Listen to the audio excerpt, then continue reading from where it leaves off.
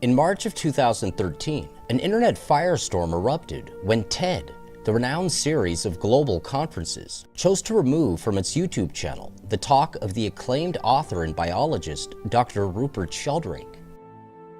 According to TED, their decision was based on the advice of an anonymous scientific board that claimed Dr. Sheldrake's talk crossed the line into pseudoscience and contains serious factual errors and many misleading statements.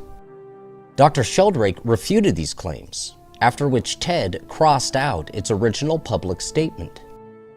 The issue remains open for discussion on the official TED blog, and thousands of commenters have voiced their disapproval of TED's actions. We asked Dr. Sheldrake to offer his own perspective on these recent events.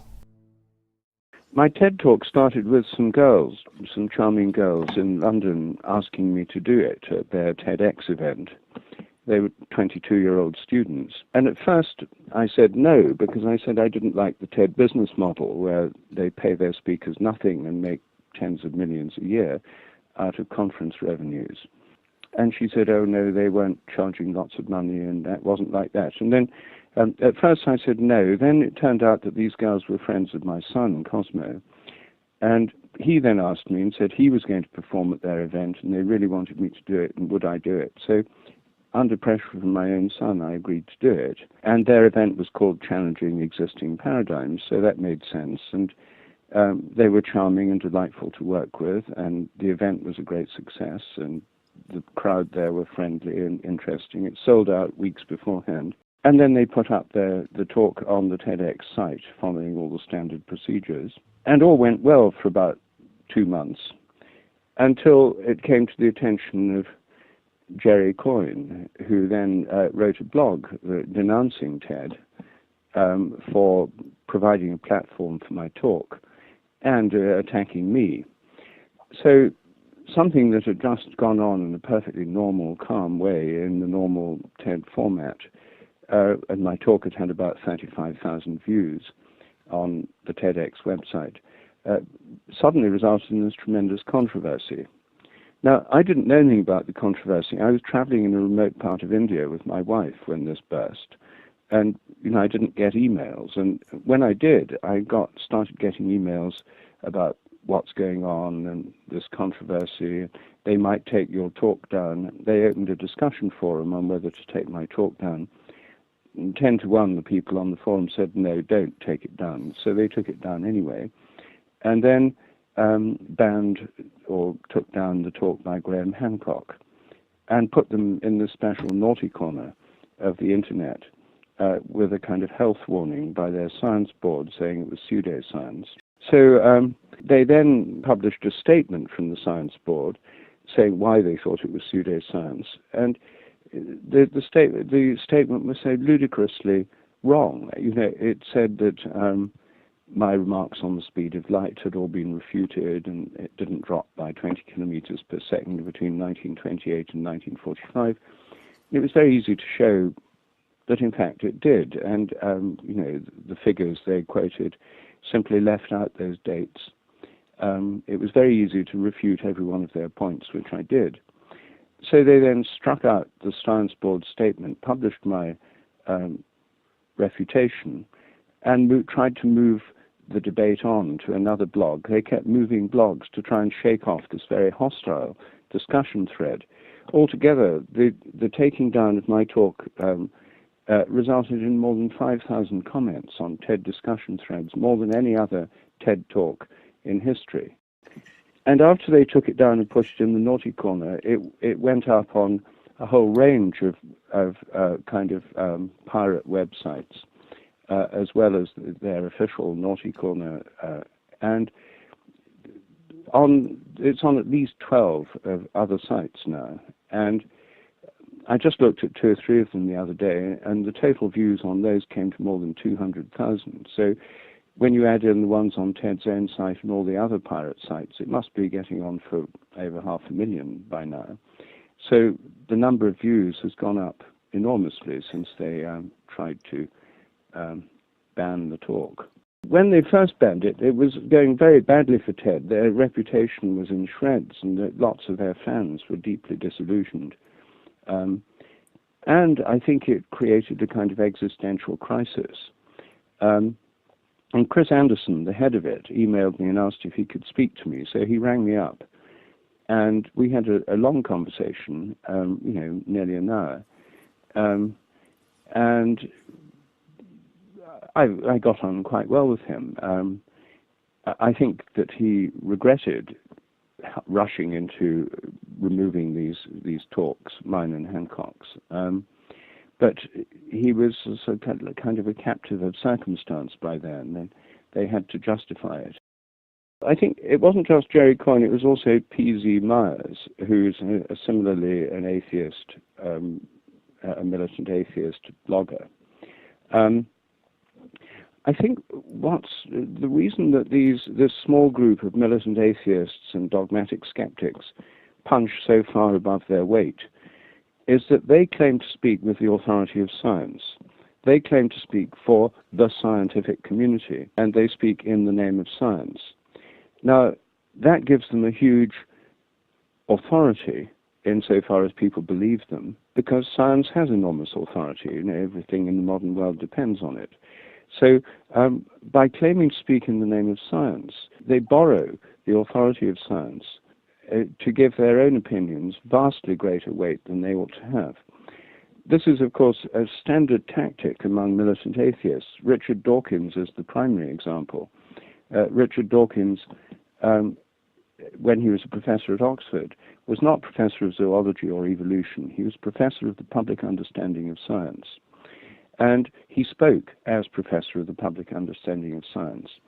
And therefore people assumed that with that authority and a chair at Oxford, he was speaking for science.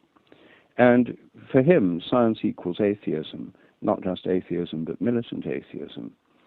And a lot of the media have actually bought into that. I think it's partly because many people in the media are themselves either atheists or very sympathetic to the atheist point of view. So that means that they get easy platform for their views in the mainstream media, especially in the science among science correspondents.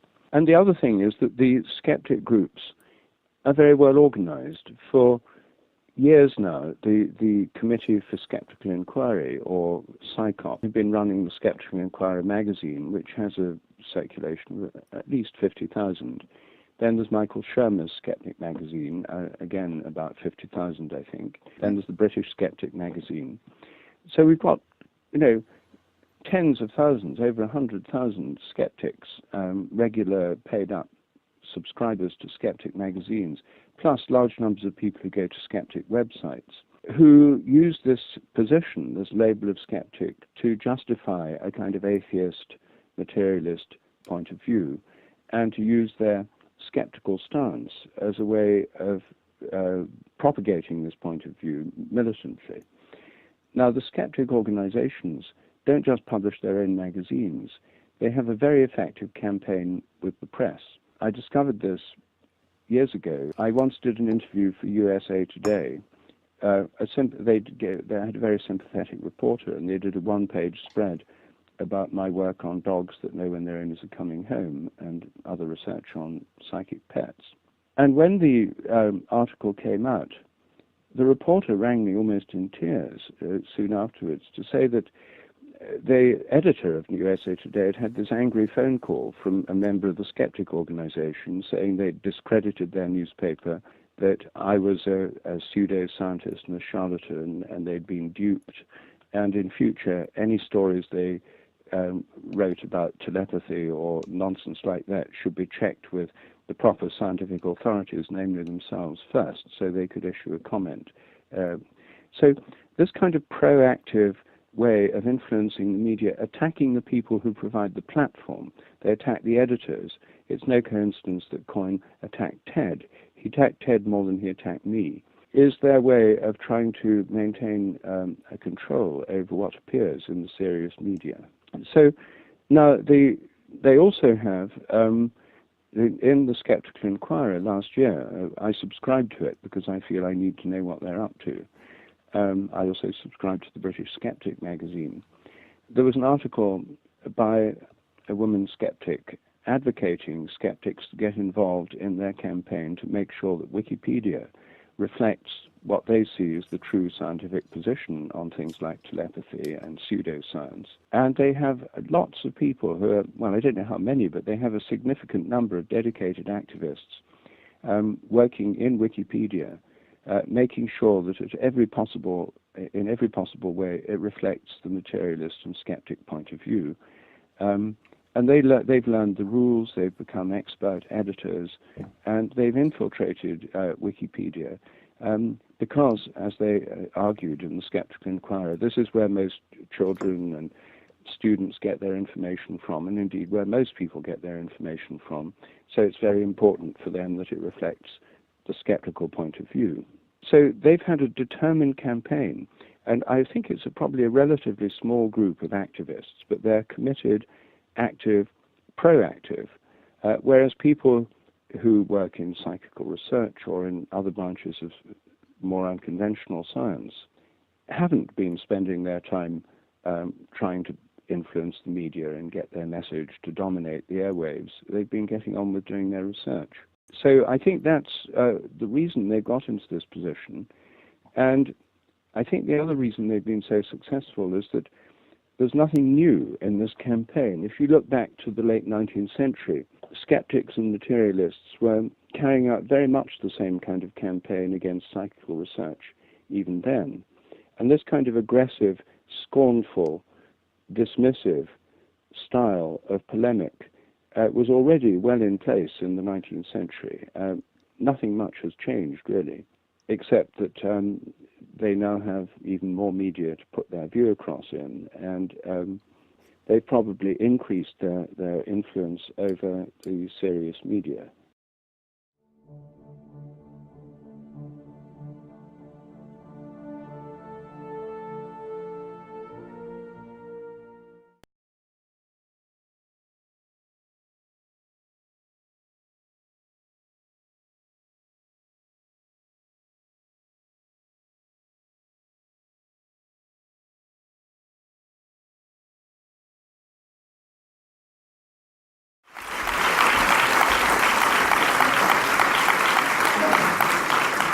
The science delusion is the belief that science already understands the nature of reality in principle, leaving only the details to be filled in. This is a very widespread belief in our society. It's the kind of belief system of people who say, I don't believe in God, I believe in science. It's a belief system which has now been spread to the entire world. But there's a conflict in the heart of science between science as a method of inquiry based on reason, evidence, hypothesis, and collective investigation, and science as a belief system or a worldview. And unfortunately, the worldview aspect of science has come to inhibit and constrict the free inquiry, which is the very lifeblood of the scientific endeavor. Since the late 19th century, science has been conducted under the aspect of a belief system or worldview, which is essentially that of materialism, philosophical materialism. And the sciences are now wholly owned subsidiaries of the materialist worldview. I think that as we break out of it, the sciences will be regenerated. What I do in my book, The Science Delusion, which is called Science Set Free in the United States, is take the 10 dogmas or assumptions of science and turn them into questions, seeing how well they stand up if you look at them scientifically. None of them stand up very well. What I'm going to do is first run through what these 10 dogmas are, and then I'll only have time to discuss one or two of them in a bit more detail. But essentially the 10 dogmas, which are the default worldview of most educated people all over the world, are first that nature is mechanical or machine-like. The universe is like a machine, animals and plants are like machines, we're like machines. In fact, we are machines. We're lumbering robots, in Richard Dawkins' vivid phrase, with brains that are genetically programmed computers. Second, matter is unconscious. The whole universe is made up of unconscious matter.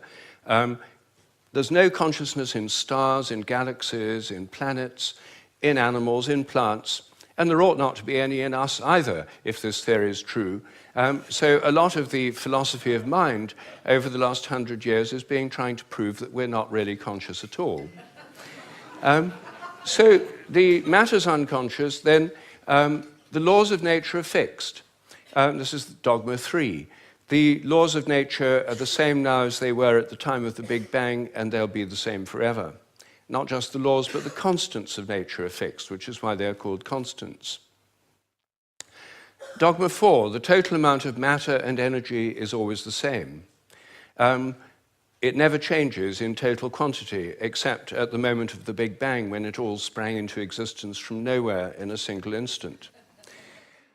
The 5th dogma is that nature is purposeless. There are no purposes in all nature, and the evolutionary process has no purpose or direction.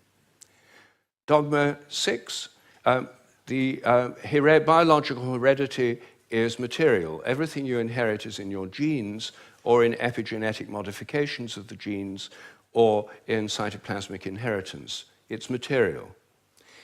Dogma 7, memories are stored inside your brain as material traces.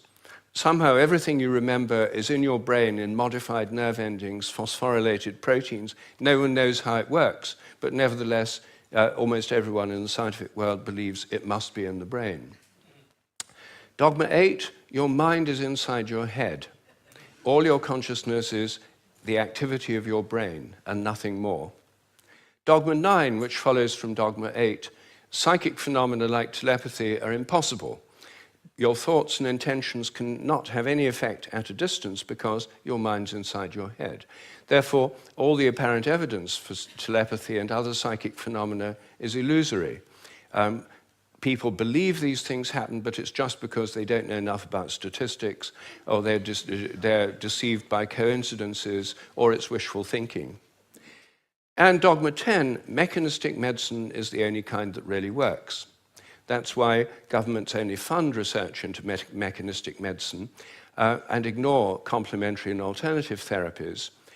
Those can't possibly really work because they're not mechanistic. They may appear to work because people would have got better anyway, or because of the placebo effect.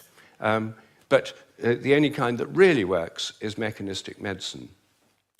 Well, this is the default worldview, which is held by almost all educated people all over the world. It's the basis of the educational system, the National Health Service, the Medical Research Council, governments, and it's just the default worldview of educated people. But I think every one of these dogmas is very, very questionable. And when you look at it, they fall apart. I'm going to take first the idea that the laws of nature are fixed. This is a hangover from an older worldview before the 1960s, when the Big Bang theory came in. People thought that the whole universe was eternal, governed by eternal mathematical laws. When the Big Bang came in, then that assumption continued, even though the Big Bang revealed a universe that's radically evolutionary, about 14 billion years old, growing and developing and evolving for 14 billion years, growing and cooling, and more structures and patterns appear within it. But the idea is all the laws of nature were completely fixed at the moment of the Big Bang, like a cosmic Napoleonic code. As my friend Terence McKenna used to say, modern science is based on the principle, give us one free miracle and we'll explain the rest. And the one free miracle is the appearance of all the matter and energy in the universe and all the laws that govern it from nothing in a single instant.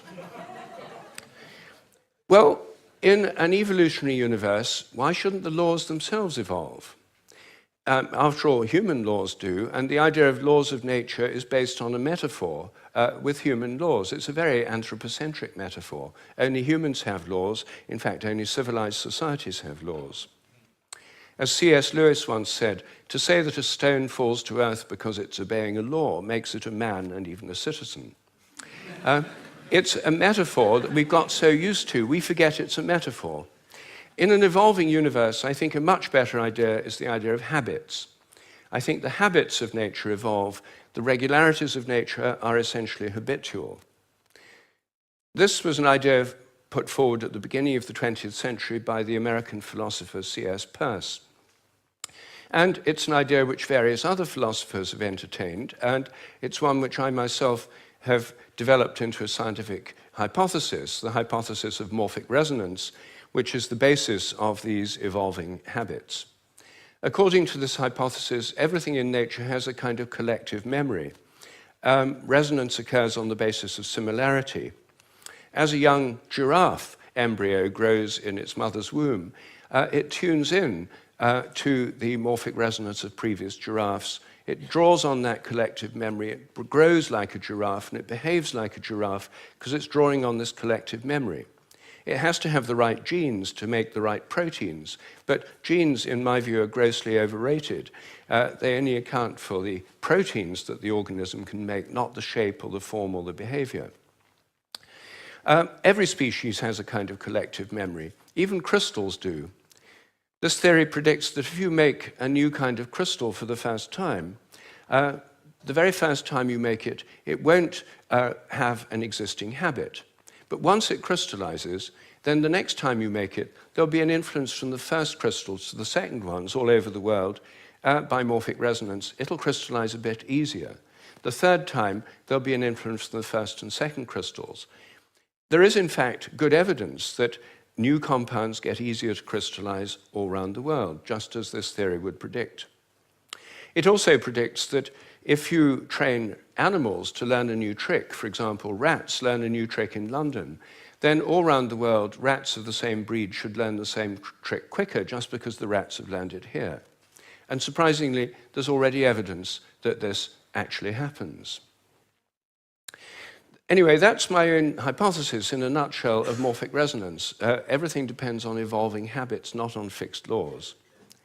But I want to spend a few moments on the constants of nature too, because these are again assumed to be constant.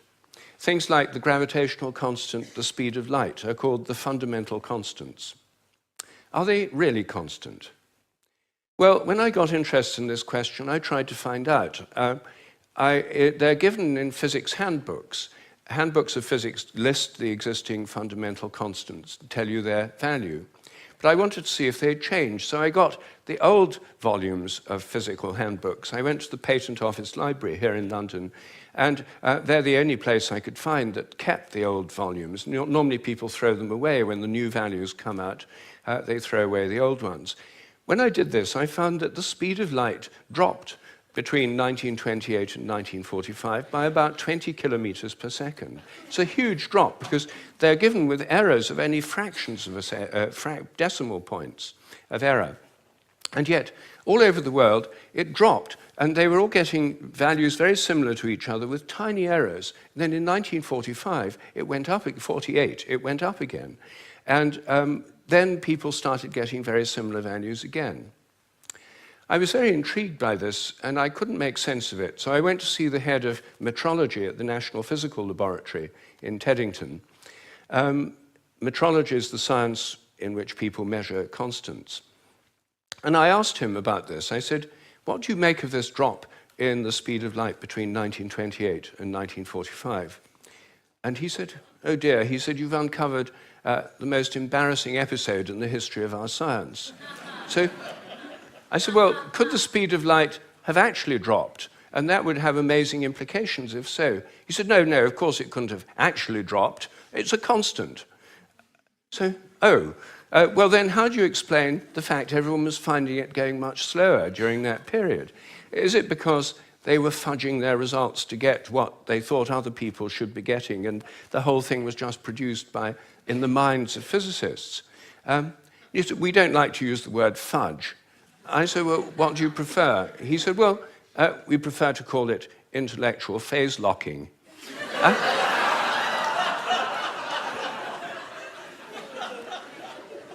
So I said, well, if it was going on then, how can we be so sure it's not going on today? And that the present values are produced by intellectual phase locking.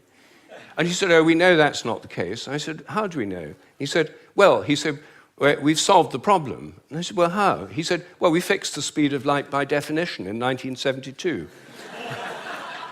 So I said, but it might still change. He said, yes, but we'd never know it because we've defined the meter in terms of the speed of light. So the units had changed with it. So he looked very pleased about that. They'd fixed that problem. But I said, well, then what about big G, the gravitational constant known in the trade as big G? It's written with a capital G, Newton's universal gravitational constant. That's varied by more than 1.3% in recent years. And it seems to vary from place to place and from time to time. And he said, oh, well, those are just errors. And unfortunately, there are quite big errors with big G. So I said, well, what if it's really changing? I mean, perhaps it is really changing. And then I looked at how they do it. What happens is they measure it in different labs. They get different values on different days, and then they average them. And then other labs around the world do the same, and they come out usually with a rather different average. And then the International Committee on Metrology meets every 10 years or so and average the ones from labs around the world to come up with the value of big G. But what if G were actually fluctuating? What if it changed? There's already evidence, actually, that it changes throughout the day and throughout the year. What if the Earth, as it moves through the galactic environment, went through patches of dark matter or other environmental factors that could alter it? Maybe they all change together. What if these errors are going up together and down together? For more than 10 years, I've been trying to persuade metrologists to look at the raw data. In fact, I'm now trying to persuade them to put it online on the internet with the dates and the actual measurements and see if they're correlated, to see if they're all up at one time, all down at another. If so, they might be fluctuating together, and that would tell us something very, very interesting. But no one has done this. They haven't done it because G is a constant. There's no point looking for changes. You see, here's a very simple example of where a dogmatic assumption actually inhibits inquiry. I myself think that the constants may vary quite considerably, well, within narrow limits, but they may all be varying. And I think the day will come when scientific journals like Nature have a weekly report on the constants, like stock market reports in newspapers. You know, this week, big G was slightly up, the charge on the electron was down, the speed of light held steady, and so on. That's one area, just one area where I think thinking less dogmatically could open things up.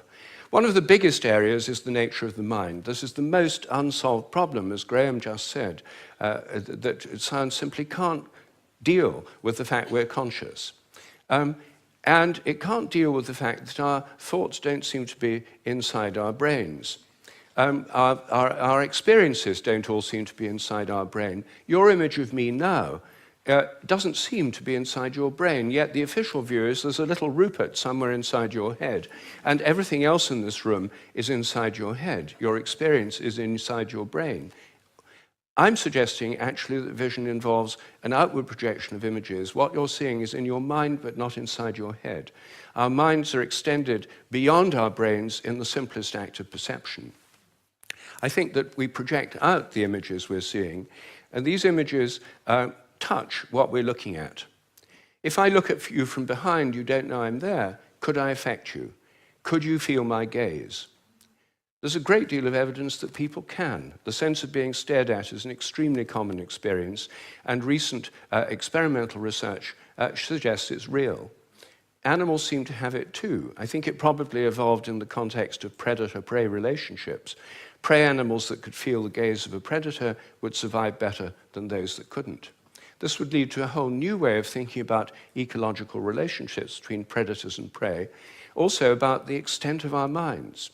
If we look at distant stars, I think our minds reach out in a sense to touch those stars and literally extend out over astronomical distances. They're not just inside our heads. Now, it may seem astonishing that this is a topic of debate in the 21st century. We know so little about our own minds that where our images are is a hot topic of debate within consciousness studies right now. I don't have time to deal with any more of these dogmas, but every single one of them is questionable. If one questions it, new forms of research, new possibilities open up. And I think as we question these dogmas that have held back science so long, science will undergo a reflowering, a renaissance. I'm a total believer in the importance of science. I've spent my whole life as a research scientist, my whole career. But I think by moving beyond these dogmas, it can be regenerated. Once again, it can become interesting and, I hope, life-affirming. Thank you.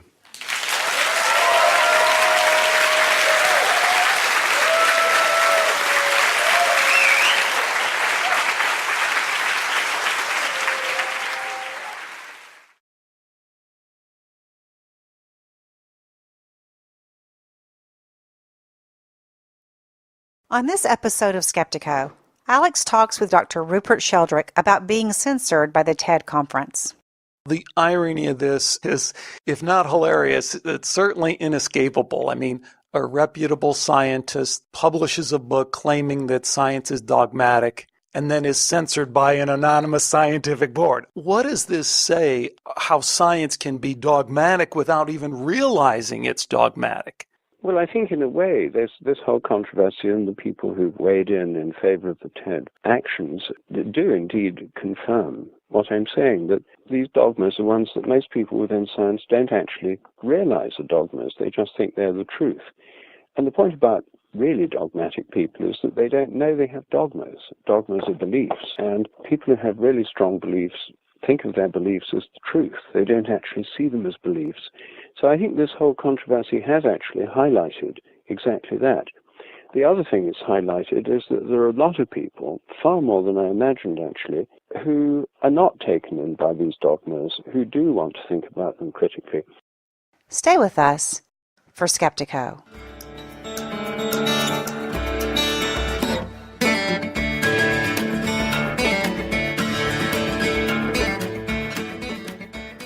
Welcome to Skeptiko, where we explore controversial science with leading researchers, thinkers, and their critics.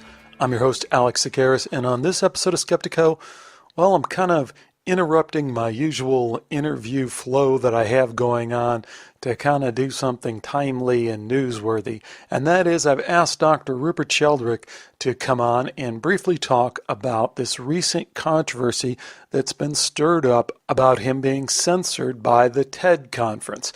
So it's really caused quite a big stir, and a lot of people are talking about it. And I thought it was so relevant to the kind of topics that we have on here that I would interrupt the 3 or 4 interviews I have piled up to publish and ask Dr. Sheldrake to come on. So here is my interview with Dr. Rupert Sheldrake regarding being censored by the TED Conference. Today we welcome Dr. Rupert Sheldrake back to Skeptiko. Many of you know the work of Cambridge biologist Dr. Rupert Sheldrake, including his latest book, Science Set Free. But now you may have heard that this book has seemed to have struck quite a nerve, because Dr. Sheldrake has found himself in the middle of a controversy surrounding the censorship of a video lecture that he presented and that was then posted on the very popular TEDx YouTube channel, and then removed after, and get this, by an anonymous scientific board that deemed it unscientific. Rupert, welcome back to Skeptiko. Thanks for joining us. Tell us what's happened here. Well, you summarized it more or less. I gave a talk at the TEDx series of talks in London, in Whitechapel. The organizers were young women, students at London University, who organized a very lively event. And it was called Challenging Existing Paradigms. So they asked me to talk about challenging existing paradigms, which seemed just the right theme for my book, Science Set Free. So I did a TEDx talk for it. It was extremely popular. The event was sold out. There was a lot of lively discussion. It was really fun. It went up on the TEDx website, as these TEDx talks often do. And all was well until it was denounced by 2 of America's leading militant skeptics, P.Z. Myers and Jerry Coyne, who didn't like it because it upset their rather dogmatic materialist worldview. So they called for it to be taken down, and they said TED had discredited itself, etc. They put enormous pressure on TED, and then they got armies of their supporters to send emails to TED and put comments on websites. So the TED people backed down. They removed it. And then, having removed it, they had to justify removing it. So they had this report from their so-called scientific board, an anonymous board. I don't know if it includes Jerry Myers or people like that. We don't know who it includes. They wouldn't reveal it. And they took it down. It's not exactly censorship, as they insist on pointing out. They put it with a kind of health warning. Right. So that it was still there, but it had been put in a kind of naughty corner of the internet, not on the main TED site. That stirred up a very big controversy, and I replied to the accusations of their science board one by one. They were all very easy to refute. But then the thing spiraled out of control, and a huge controversy blew up all over the internet, with lots of people taking it up on Facebook and blogs. And things were going pretty badly for TED. I then had a call about a week ago from Chris Anderson himself, the head of TED. And he was obviously really worried about this and was trying to calm the situation down, which they've now done by putting my talk on a separate blog, separate from the other one they took down by Graham Hancock.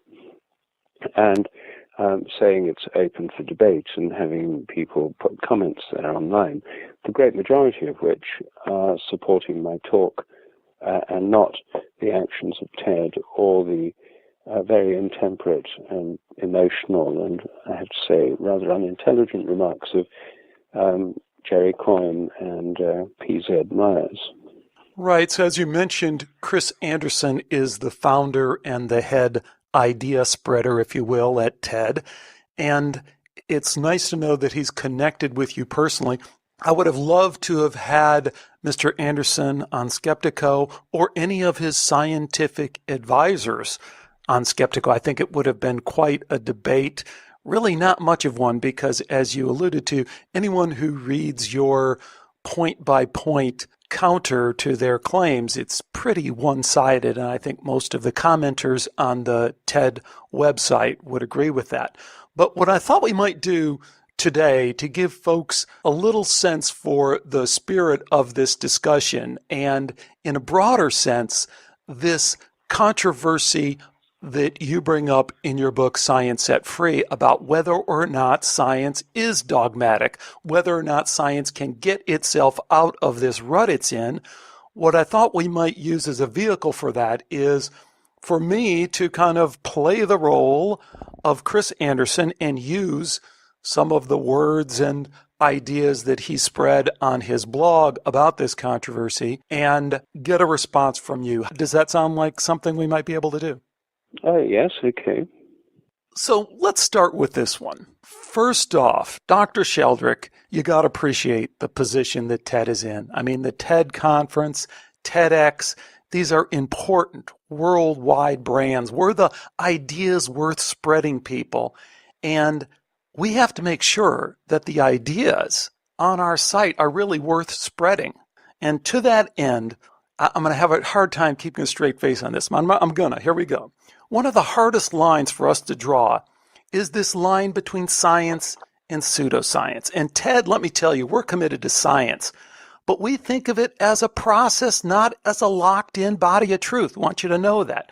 But some speakers, as you know, will use the language of science to promote views that are incompatible with all reasonable understanding of the world. And giving them a platform is counterproductive. So, Dr. Sheldrick, you have to understand our position here. I mean, we do have to look into these ideas that are presented on our website. Well, I mean, that is, and I do see Chris Anderson's point of view, and indeed, I had a long conversation with Chris Anderson on the telephone, and we got on perfectly well. I wasn't particularly angry with him or anything like that. I mean, it was a reasonable conversation, and, you know, they do have a point. There's a lot of rubbish, and there has to be some kind of filter. So I'm not against the idea of a filter, but what I am against is the idea of applying a filter in a very partial kind of way. there are lots of things up on the TEDx website which are controversial. For example, there are a lot of talks by militant atheists, which a lot of people find controversial. A lot of people disagree with what they say and think they're factually wrong in a variety of ways. But those haven't been flagged up or put in the naughty corner.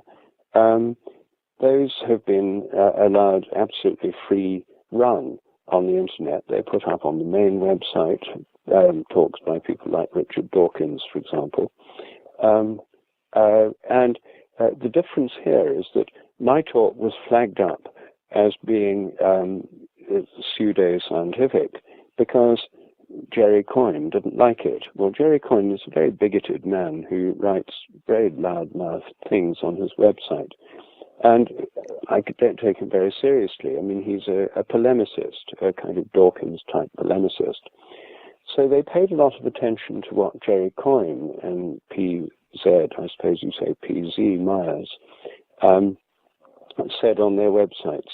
But if there'd been a similar attack by, say, Christian fundamentalists on Dawkins, they would have ignored it. But if it's by scientific fundamentalists, then they pay attention. And what's more, don't just pay attention, but dig themselves into a hole trying to justify this. So I think the problem here is that an attempt to filter out content was done in an extremely biased way. If every TED talk which is controversial was flagged up by somebody who didn't like it and put in the naughty corner, all the most interesting talks would be in the naughty corner. Only the dullest would be on the main website. And what's more, TED, in their instructions to the organizers of the TEDx events, told them they wanted controversial talks. They said controversy energizes. But when it's in a particular area, one that upsets the dogmatic materialists, then they back down and say that's not the right thing to have. So I think that it's been inconsistent. They've paid far too much attention to these very biased and, I think, minority and strident voices. Yeah, but see, Dr. Sheldrick, that's not the case, because when they went to their scientific board, the majority of them agreed that your and Graham Hancock's videos should be removed from circulation. Didn't they do the right thing? They went to their anonymous scientific board. Well, we don't know who the scientific board are, so we don't know if it's the right thing. If we look at the TED Board of Advisors, the brain trust for TED, so-called on the website, the main people in the area of consciousness studies are Steven Pinker and Daniel Dennett, both of whom are extreme, militant atheists and materialists. So we just don't know what kind of people are on the scientific board. And so it's hard to, and we don't know how many they consulted. Is the majority 2 out of 2? Or is it sort of 20 out of sort of 30 or something? We don't know. I imagine it was just 1 or 2 phone calls. You have to acknowledge that these folks have to remain anonymous, right? I mean, they're a scientific board. They have to be anonymous for obvious reasons. Well, I took this up with Chris Anderson. I said, well, why don't they come out of the shadows and tell us who they are? It's hard to face anonymous accusers. So he said, well, we can't ask the scientific board to be named or to come out in public, because if they did, they might get attacked. They might even get pilloried.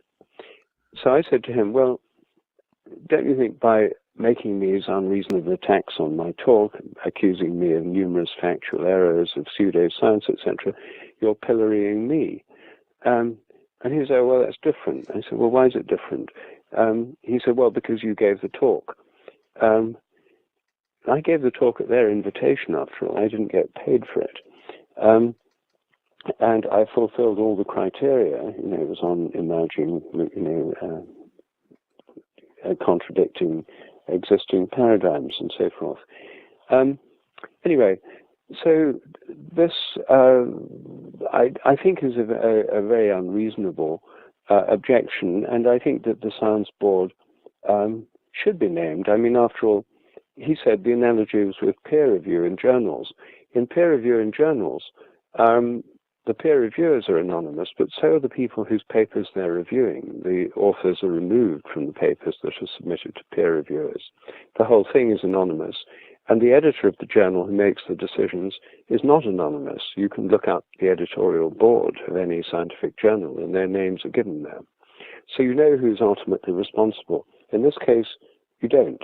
So it's very hard to know whether the scientific board even exists, or how credible they are. And if they're the criterion of scientific credibility, then we do need to know who they are. They might just be flaky coinite. Okay, so finally, let me hit you with one more point that the TED people make. You know, TED and TEDx are brands that are trusted in schools and homes. You know, they don't want to hear from some parent whose kid went off to South America to drink ayahuasca because TED said it was okay. I mean, Dr. Sheldrick, think of the children, or for that matter, some kid who winds up going to school thinking that telepathy is real or that consciousness extends beyond the brain. I mean, we don't want that. I mean, there's a limit to how far you can push an idea until it reaches the point where it's no longer worth spreading. Wouldn't you agree? Well, I agree some ideas are not worth spreading. I do agree with that. But exactly how you make the criterion is another question. And the sudden concern for children seems to me rather misplaced. There are already quite a few talks about psychedelics on the TED website, and the objection is no objection to those, apparently, only to the one by Graham Hancock. So I don't think this is a consistent objection about children. The other thing is that TED recently sent around a guideline to TEDx organizers telling them how to tell science from pseudoscience. It's rather an interesting document. And what it says is genuine science, how to tell genuine science. Basically, genuine science is what's being done by quite a lot of people in universities, approved and published in the leading peer-reviewed journals. And if you're in doubt, call up a professor at your local university and ask him about it. And if it's pseudoscience or if it's not genuine science, he'll tell you. Well, that would be a perfect way of eliminating anything to do with parapsychology from the TED Talks. And also, as several people pointed out on their blogs, it would also have eliminated Albert Einstein, because only people who are holding academic posts should be considered to be real scientists. Einstein was a clerk in the patents office in Zurich when his great papers on quantum theory and relativity were published in 1905. And Charles Darwin never had an academic post. Darwin would have been classified as pseudoscience straight away on the TED criteria. So I think they've got themselves in, they made a rash decision hurriedly, and they're trying to justify it. And the more they try to justify it, the more difficult their position becomes.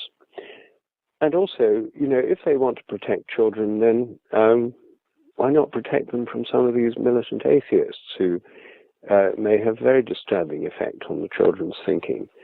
And so I think that the whole attempt is actually one where TED have done themselves quite a lot of harm by taking an irrational decision and then trying to justify it in a way that is pretty unconvincing. I mean, I sympathize with them, and indeed, when I talk to Chris Anderson, I sympathize with them. I mean, I wouldn't like to be an editor of, a series like that, because there are people who are borderline cases. What do you? You do have to draw lines somewhere. I'm not against drawing lines. I think they have to be drawn. I just think they've handled it pretty badly. So let me switch out of the mode of trying to put forth the TED ideas as much as I can glean them from their numerous blog posts and website comments. And let me ask you a couple of questions in general about this, because, the irony of this is, if not hilarious, it's certainly inescapable. I mean, a reputable scientist like yourself publishes a book claiming that science is dogmatic and then is censored by an anonymous scientific board. I mean, it's like you can't script that any better.